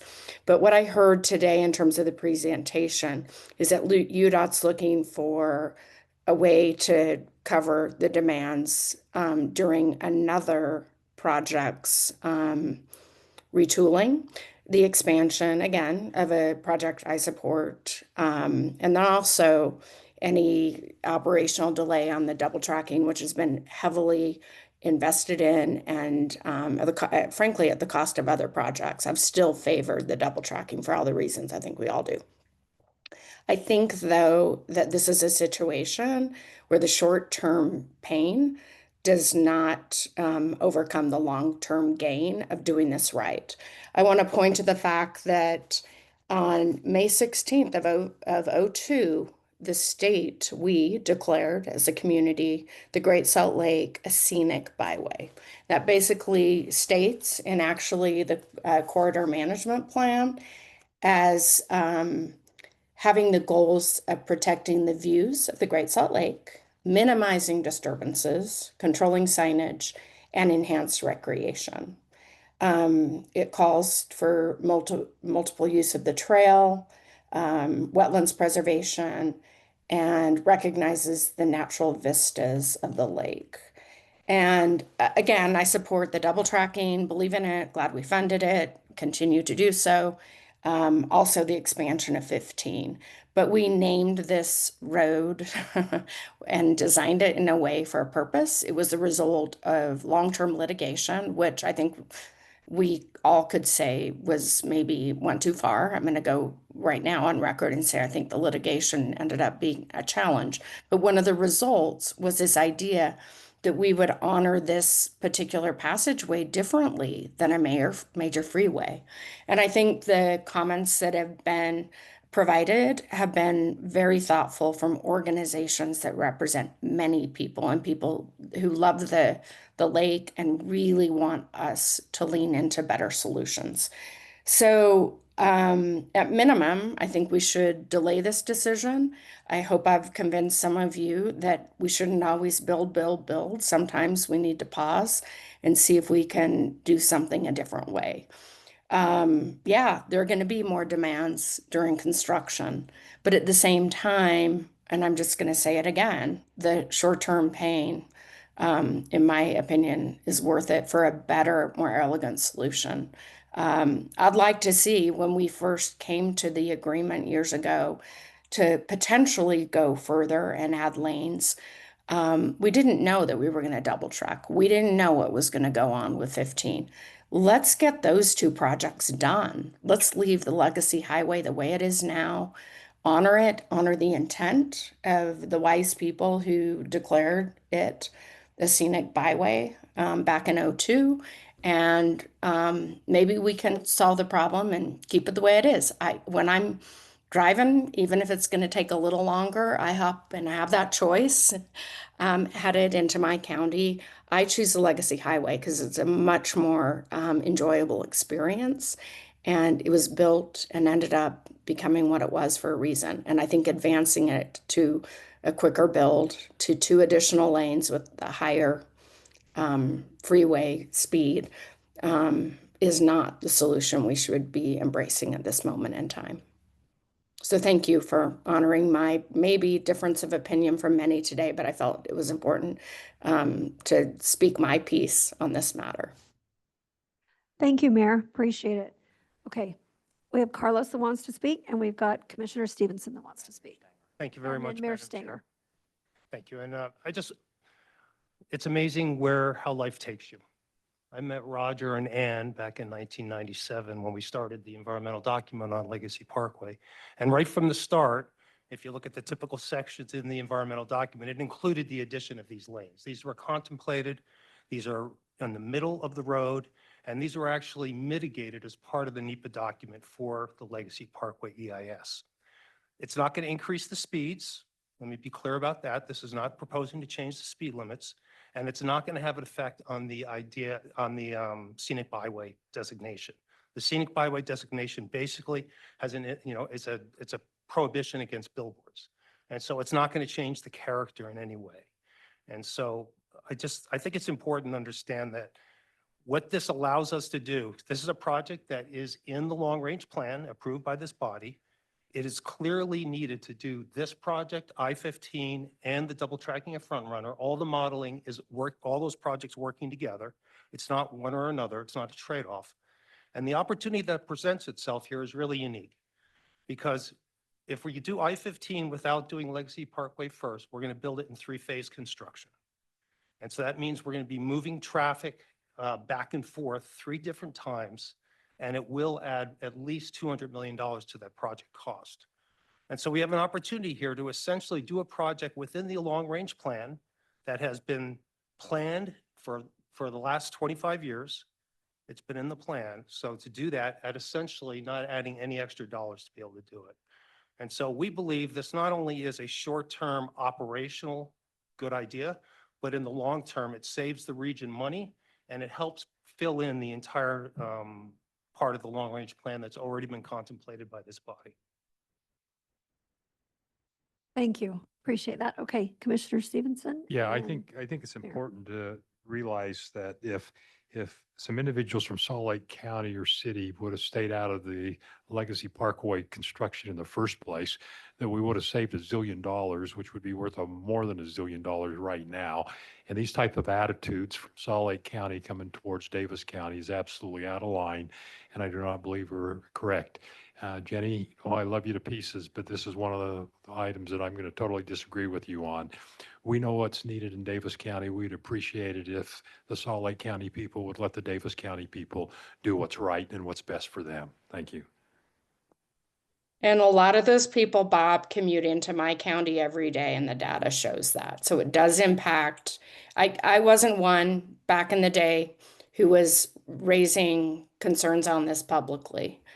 And so let's be clear about that. What I'm looking to is the future. And I do think this is a significant issue, not just for your county, but to other counties, including mine. Well, and I do understand that there are way too many people that live in Davis and Weber County that are driving to Salt Lake, and we would love for them to stay in Davis and Weber County and work. But we will thank you for all the tax dollars that we're generating for your county and for your over $1 billion budget. We scrape by with our little $300 million budget, and we appreciate you. You know, we tried to take care of you through the KSL yesterday with a little more than what you guys were asking for, but the goal will be less than what you were asking for, just so we can say, well, those were the bad guys, not us. Okay, we're going to turn to Mayor Stanger. Go ahead. Just wanted to say thanks about the view. You're absolutely right. It is an amazing drive. I drive it on a regular basis, sometimes daily, especially during the winter. To Carlos's point, I think we all need to understand the lane space is already there and the view won't change. And to save $200 million, I think it's the right way to go. I'm ready to make a motion if there's not any further discussion. Thank you. We have one final comment we're going to take by Councilmember Wardle of Tooele County. I appreciate the discussion today, and 75% of our workforce commutes into Salt Lake County or Davis County every single day. We have learned very much the hard way that if we do not get in front of transportation planning, that not only are we behind, but it costs an exorbitant amount of money to our citizens. Why I understand the concerns of Mayor Wilson and Bob, I understand the issues that you guys are confronting. There are many more people who are at stake in this commute because in our county, we tend to house those who are supplying the jobs in your county. And the shorter commute times that we can give our families, the safer commutes, are always the better commutes. And so I believe that we should support this for that reason. Okay, thank you. I'm now going to call for a motion on the first item, since this has been broken out into three.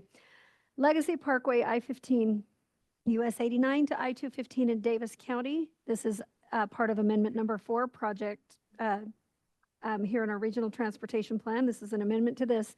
First item we'll be asking if there is a motion on is Legacy Parkway I-15, US 89 to I-215 Davis County, the expansion that has been discussed. Is there a motion on this item? So moved, Madam Chair.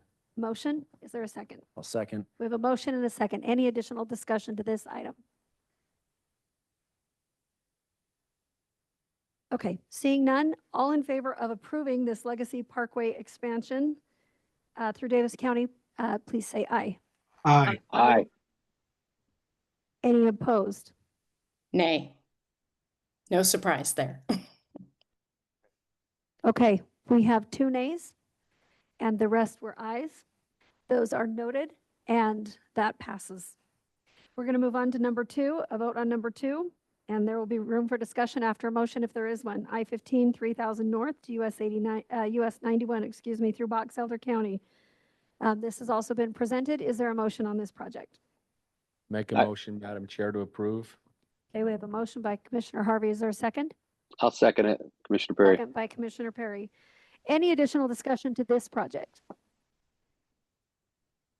Okay, seeing none, all in favor of approving this amendment for the Box Elder County project, please say aye.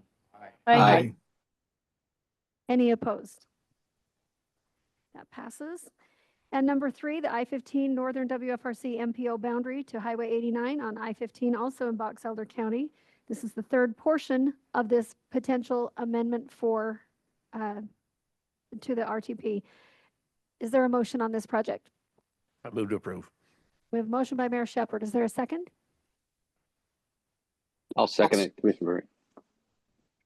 Okay, I could not tell. I heard a few. Who was it who said it online? Commissioner Perry, I got it. Commissioner Perry. All right. We'll take that one, but thank you to the people in the room who did as well. All right, we have a motion and a second on our third sub item, the project in Box Elder County. Any discussion to this? Seeing none, all in favor, please say aye. Aye. Aye. Anyone opposed? That motion passes. Madam Chair, because an essential element of these amendments is also the air quality conformity analysis, and that air quality conformity analysis is done for all of the projects altogether, may I please request that the council have another action on the air quality conformity analysis to confirm that that's approved as well? Yes. Thank you. All right, I'm going to ask if there is a motion for the air quality conformity analysis. I'll move to approve the air quality conformity analysis. Second, Commissioner Bolos. Thank you. We have a motion and a second. Any discussion to that? And that does relate to each of these projects. All of them, yes. All right, all in favor of approving the air quality conformity analysis and the determination as found in Amendment 4, please say aye. Aye. Aye. Any opposed? That passes. Thank you. Thank you. Dory, thank you. And Commissioner Kamalu, thank you. All right, before we move on to item 5 with Mayor Shepherd and some board modifications to the tip, I just want to take note of the time. It's 3:05. We'd like to move as fast as we can. We got to get important work done, and these discussions have been really good. But we only have 25 minutes left of this meeting, so let's just try to move, get as much of the work done as we can before we start losing a lot of people and maybe don't have a quorum.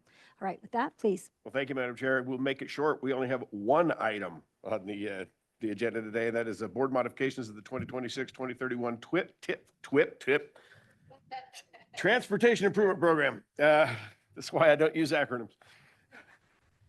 There have been projects requested for modification, and the council will need to take action on these items. And so I'm going to turn the time over to my good buddy, Ben Worthwich, to take any questions and cover that information. Wonderful. Thank you, Mayor. So we are making a board modification. What happened to that? So this is for the 2026-2031 TIP. As a reminder there, the TIP's responsibility there is to implement the long-range plan, the highway transit, active transportation projects. It also helps us meet the short-range needs as well as provide for the maintenance of our existing system. We've got the one board modification today before you. And in your meeting materials, you'll have 3 different tables. Each one of those tables identify the projects that we'll review fairly quickly. The first 2 projects, and we're going to do this in a little different order then. We're going to take the second one first. This is a project in Salt Lake County. This is a Draper City project. This is on Lone Peak Parkway. This goes between 12650 South to 123rd South. This project has a roadway realignment as well as a widening project. Now, when this project was reviewed and approved by this body back in 2018, the initial project cost was $5.1+ million. There was a request for a $3.9+ million. The council approved that 3.9 and things moved forward. They began the preliminary engineering. They began the design work on these projects and with the environmental document, and it was identified that this project was significantly underprogrammed. The estimated project cost was $13+ million.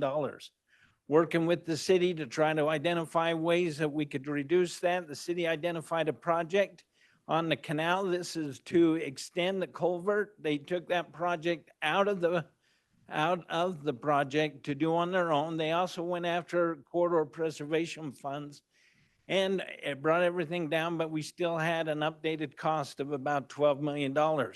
Well, in conversation with the city and what can we do and how can things move forward, we made recommendations that they again make application to the regional council for additional funds. So they made that application, and last fall or this spring, they were recommended an additional $2.5 million.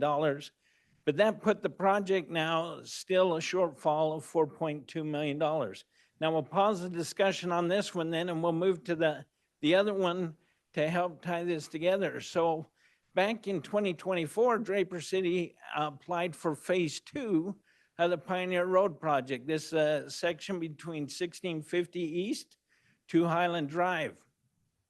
This project was also to reconstruct with minor widening, taking it from a 2-lane to a 3-lane, adding bike lanes, curb gutter sidewalk, and some retaining walls. So back when this body reviewed that project, estimated cost of $4.6 million. The request was for $4.2+ million. The council recommended that we move forward with $3 million. So working with the city and identifying that this was another federal project that potentially would have the need for additional funds necessary for the project, In conversation, we discussed the potential of taking the federal dollars from this project and moving it to the other project if the city would commit to complete this project with their own funds, which would take it out of the federal realm. They would be able to work on this project, build this project, and complete it as approved by the regional council. So essentially, this project would be completed, but without the federal dollars. Then it would be the recommendation that we take that $3 million back to the Lone Peak Parkway project. We reprogram that $3 million onto this project, still leaving us a $1.2 million shortfall, but the city made a commitment that they would come to the table with $1.2 million. This project would be whole, the other project would be completed, and we would be in a good shape for both the city as well as the TIP. The next project that's on that is WFRC, MAG, UDOT, and UTA. This is an activity-based model. It's an upgrade to the travel demand model. As many of you are aware, there's a sophisticated, I'm trying to go just a little fast. I don't shake like this. It must be old age. Hey, but what's, yes, okay. Anyway, they use a sophisticated modeling here and the land use modeling tools that help support the decision makers of the agency, the staff, and the public with plausible insight to forecast to best inform for planning for our region. So recently, WFRC, MAG, UDOT, UTA, they worked to develop an activity-based model. The intent for this request is to upgrade the Wasatch Front travel model demand to an activity-based model. What will this do? Well, this would enhance and support a better analysis of the real-world scenarios, such as, if we were to say, what's the impact policies like road usage fees, or how alternative travel modes impact daily travel, so that the best transportation investments and support decisions could be made. So the intent of this new project is to program $1.1+ million here so that WFRC, MAG, UDOT, and UTA can work together to upgrade the travel demand model. This would be a new project of the program. That brings us to the second sheet of paper here that identifies 3 more projects for this board modification. The first one is located in Davis County. This is a request from UDOT on I-15 and 1800 North interchange. So the new interchange there on 1800 North, as well as widening the 1800 North corridor and a grade separated facility here at the railroad. Now, if any of you have been up and down I-15, you can see the significant amount of work going on the east side, and you can take a terrific drive down 1800 North. The project is going amazing. It looks beautiful. It's quite an adventure. You'd probably get arrested, though, if you try to drive the interchange. But this particular project here, the request for this board modification is right here on this location. Part of the improvements on this facility is to move the drainage as well as update the culverts under I-15. But right here in that blue circle right there is where the Davis-Weber Canal comes under SR 126. Part of the improvements that the team is asking for is to upgrade this bridge to a box culvert. That would allow that road that's there on the west of 126 to, in the future, be realigned, as well as widening there on 126 and also including improvements to sidewalk. And as the Davis-Weber Canal Company wants to, little by little, enclose that canal. So the request here is to add this replacement there of the bridge with the box culvert. It adds no new money to the project currently, and so this project here is just a change of scope. Total project cost for the 1800 North interchange, as well as widening the corridor, is still at $385 million plus. The next project is a request from UDOT. This is on the Big Canyon, or Big Cottonwood Canyon. This is on the environmental study. That environmental study is coming along, but it's requiring additional funds. You may be well familiar if you were to take a drive up the canyon. You have a beautiful, peaceful look, but the intent for this environmental document is to help mitigate these kind of popularity days. when we have a lot of visitors that want to travel up through this canyon. We know the improvements there with additional bus, with enhanced bus stops, and with potential tolling facilities. The environmental document is going to help make this eligible, but to conclude the environmental document, we need additional funds on this project. So the request is to add an additional $700,000. That'll make this total project of the environmental document $3.2 million. The next project then is also a request from UDOT. This is on I-15.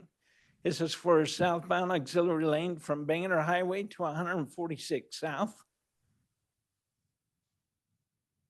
There's a look at it looking south. Here's a look at it looking north. The intent there by putting in an auxiliary lane there is it minimizes the weaving, it reduces the congestion, and it improves the merging distance for the traffic coming on or off the freeway there. This is a new project requesting $14 million, and these funds will be available through the Region 2 Transportation Solution Program. That brings us to our last table of this board modification as 4 projects to be reviewed. First project there is a project in Tooele. This is on Erta Way. This is a shared use path, new bike pedestrian path construction on Erta Way in this area, on this location, SR 36 there to the right, and where the 2 new charter schools there on the left. The intent there, this is looking west from SR 36. This is looking east from the charter schools. And then you can see a center cross section there. No real shoulders for this facility as the kids are going back and forth, or anybody else for that matter, on this road. So it's to construct a 10-foot path on the side of the road. This is a new project. The request from these funds is from the Tooele County CMAQ funds. Total project is estimated to be $117,000 plus. The CMAQ funds is $109,000 with a local match of just under $8,000. The next project, I left my paper on the table, so we're going to quickly go here, is to review just a little on what a CMAQ project is or what the CMAQ funds can be used for. It needs to be a transportation-related project. It needs to have emissions reductions. It needs to be in a geographical area that's been identified by EPA as non-attainment or a maintenance area. And then it needs to be included in the transportation improvement program. Well, some of the strategies that are used for the biggest thing is we say air quality benefits are what CMAQ funds are all about. Well, one of the strategies for doing emissions, getting better emissions there is a diesel engine replacement or retrofit. The Federal Highways identifies that various types of projects fall into this project type. These efforts are defined as a diesel vehicle replacement or repowering vehicles, which is replacing an engine with a cleaner diesel engine or alternative fuels. The reason to make that you aware of is that back in 1989, there was the fire district was identified here in Tooele. This is the Northern Tooele County Fire District. They cover over 1,700 square miles, and they cover the communities there just east of Tooele City. Part of their responsibilities, as we are all aware, is that emergency preparedness is their vehicles. The request here is to replace an old, this is an 89 diesel fire truck with a new used 2011 ladder truck, which gets much better emissions, but it provides a lot more abilities. That other truck is now on the reserve. They want to buy a truck similar to this. It's a used truck, but the emission benefit will be significant for the area, for Tooele County, as well as along the Wasatch Front. This total project cost is estimated to be $482,000. $449,000 of that comes from the Tooele County CMAQ funds. with a match of 32,000 plus. The next project is a project that was covered in the Regional Transportation Plan Amendment. This is a project on the Legacy Highway, request from UDOT. On the south, it's US 89, I-15. On the north, sorry, and on the south is I-215. The intent of this board modification is to bring the funding to the project, so enable that this project can move forward. It's being recommended that this project be placed in the Transportation Improvement Program, and that we program $65 million on that project. These funds come from the I-15 reconstruction project, and the benefits were explained from Jory. The next project is actually a combination of two projects. This project up in Box Elder County, this is also a request from UDOT, this on I-15. This is to widen and construct an additional, almost lost this last green line. Watch this. Wow. This is what the project used to be. This is where the passing lanes were from SR 13 up to the Honeyville. But the new project, as Jory explained, is a widening of I-15 from SR 91, which is 1100 south, all the way up to the Honeyville. This project is, so it's a scope change from the passing lanes, which is currently in the tip and the step, to the widening of I-15. So it's to add an additional $133 million to the project, giving us a total project cost of $152 million. That's the last project for this board modification. Thank you, Ben. Are there any questions for him? I have one. Sorry. Oh, okay. Sorry, I'm looking Brandon. around. I'm like, there's a voice on this side. Can Please, Mayor. someone maybe just give some history on helping purchase fire trucks? Because I think everybody would love to get in line if that's the case. If I can initiate that conversation. So, Mayor, you're correct. And that was one comment that we discussed as a staff. The intent, and we're all aware that retrofitting old diesel equipment, years ago, we had a project that retrofitted school buses, where we took the old diesel, retrofitted them with new diesel components, and we got an emission benefit. It's that same idea, and it's something that's been eligible almost since the congestion mitigation air quality funds were available. In this particular case, this was a need in the Tooele County. Others have come before us on other projects where they've requested either some service vehicles in their city. Years ago, we had dump trucks, we had some other city vehicles, and those projects, just as they compete with all the other projects that were going after funds, have never been placed on the program. We have replaced some buses, but we haven't replaced anything like a fire truck or a dump truck or any of those others. Not to be the bearer of bad news, but I just think that's a slippery slope if we're starting to use those funds for individual entities rather than having them pay for those as they come up, just because there's such a need throughout the entire state to upgrade vehicles. I would just rather see it go towards the roads or some of the other projects. So I'd be open to a motion where we at least just eliminate that one particular item. Okay, we've got Councilmember Wardle from Tooele County. Go ahead. I understand the concerns that are being shared. However, these trucks in this North Tooele Fire District cover almost 100 miles of I-80 in some serious pollution zones. And that when we talk about these areas, it is different. Cities are different, but when you're dealing with MAGCOR, much of the pollution that comes off of Kennecott, trying to maintain attainment when we are this department is making several runs a day on I-80 that start at exit 99 and go all the way to the border. It's extremely significant to replace a diesel truck when it's all local service district money that is providing a service in the transportation network that is very important.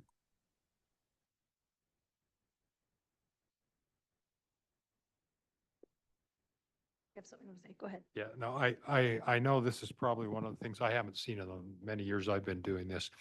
But I think what we have to look at, Brandon, I appreciate everything you're saying, appreciate your honesty on that. But I do think that this is one of those situations where this really does affect transportation and what needs to be done, especially in the large area that it, that it covers on this. So supportive of your stand, but I do believe that it's probably a good thing for us to do. And these are actually air quality funds, is that right? Correct. Okay. I do have similar reservations over here. Because, obviously I understand the importance and I really want this particular truck to be replaced. However, sitting on a board like the Unified Fire Authority, like I do, we could make those same arguments to this group every time to say our organization serves communities that total hundreds of miles of travel time. So I do think that it is a very slippery slope, and we will see other communities try to use these funds in the future. And, if that's how we as a board decide to move forward, and that's what we want to do with these funds, but I could imagine next year, the number of communities trying to replace fire trucks will increase exponentially. Just one, if I may, Mayor, just one process point. Because the Tooele Valley is actually outside of the WFRC Metropolitan Planning Organization area, this vote for the use of these CMAQ funds is actually an advisory vote to UDOT that is actually the entity that allocates these funds. In the Metropolitan Planning Organization areas, we have not used CMAQ dollars for fire truck replacement.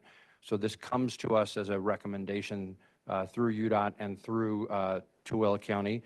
And so we're expressing assent to that recommendation, but we have not, as a body, used funds for this purpose on the Wasatch Front, to your point.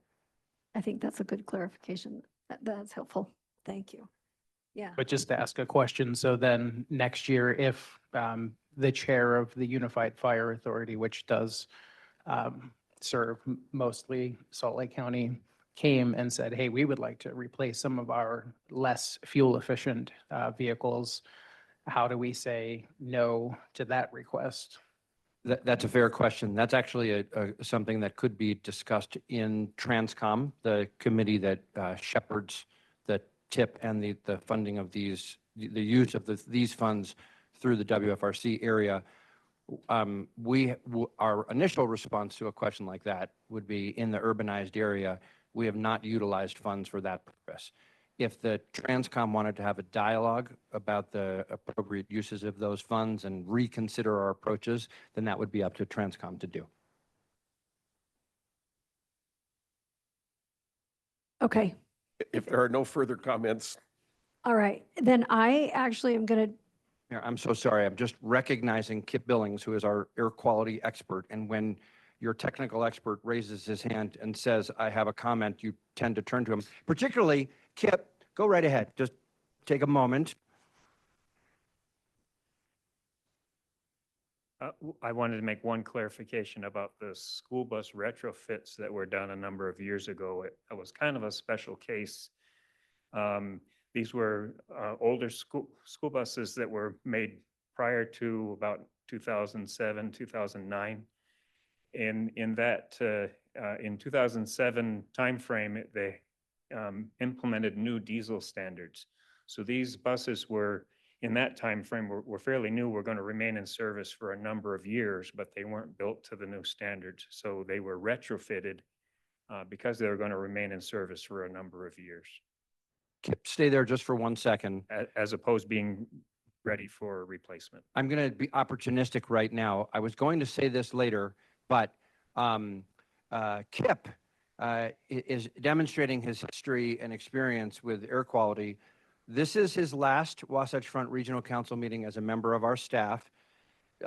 Kip is retiring at the end of this year after 30 years of service with WFRC.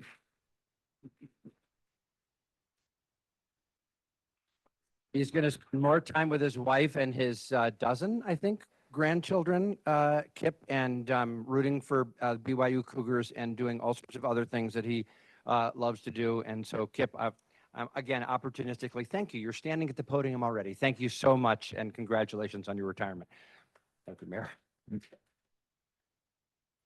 Good. Thank you. All right, I appreciate all the extra clarification about the history of this and that this is not actually something that on the Wasatch Front that we've done. I don't know that they would even be interested in entertaining an additional conversation about that within the Wasatch Front next year, but that's not my call. I think it's time to ask for a motion, and I'm going to turn to you as chair of this. Would you like to pull the fire truck as a separate motion, its own motion, or keep this all together? No, I think we'd keep it all together, given that it is air quality and All and right. its history with it. We'll let you go ahead and make the motion then, And Mayor. I would move that we adopt the resolution to modify the 2026-2031 Transportation Improvement Program as presented. Thank you. Is there a second? I'll second it. Thank you. All right, we have a motion and a second. Any additional discussion to this motion? Okay, seeing none, all in favor of approving this motion to adopt the resolution to modify the 2631 Transportation Improvement Program as presented, please say aye. Aye. Aye. Any opposed? Nay. Okay. Thank you. That is noted, and that passes. Thank you. Thank you. All right, Budget Committee, we'll turn to Councilmember Amy Winder-Newton. Thank you so much. So each year in October, WFRC amends its budget to reflect the actual financials and the items from the previous year that were budgeted for and maybe projects that got finished later on. This is just a routine action, and our committee has looked at this and we feel like it reflects accurately what has happened. We do have our fabulous CFO, Marion, here if you have questions, but otherwise, Madam Chair, if there's no questions, I'd love to make a motion to open the public hearing to discuss this. Okay, I'm not seeing any questions at this point. All right, thank you. So I'm now going to open the public hearing on I got to say about the right thing. Let's see, to discuss amending the fiscal year 26 budget. Is there anyone here from the public that would like to comment on this item specifically? Okay, seeing none, do we have anyone online? Okay. No.